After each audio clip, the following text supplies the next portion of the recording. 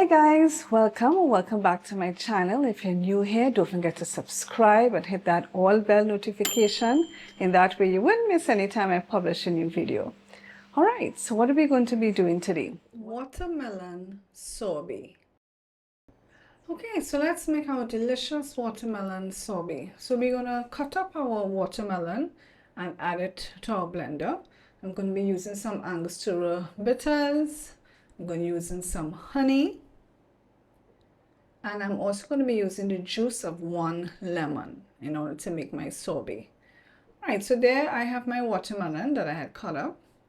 I'm now going to add the juice of 1 lemon to the watermelon there in the blender.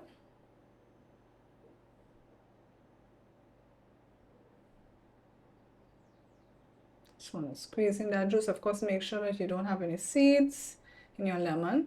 Now we're going to add honey to taste. So you add how much honey you would prefer to add in accordance to your taste preference.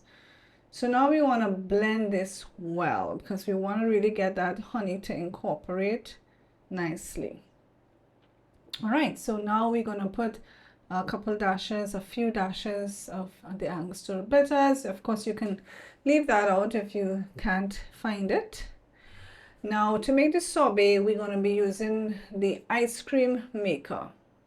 So, of course, each one of you would be familiar with your own ice cream maker. So we're just going to pour our sorbet mixture into the ice cream maker and we're going to leave it to churn. With my ice cream maker, it cuts off itself after a while. So I would just have to leave it to turn until it cuts off. Then we're going to put it into a freezer safe container.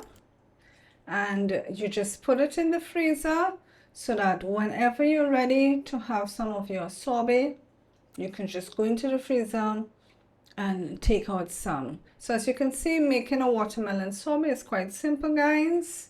There you have it. I hope you enjoy trying this recipe.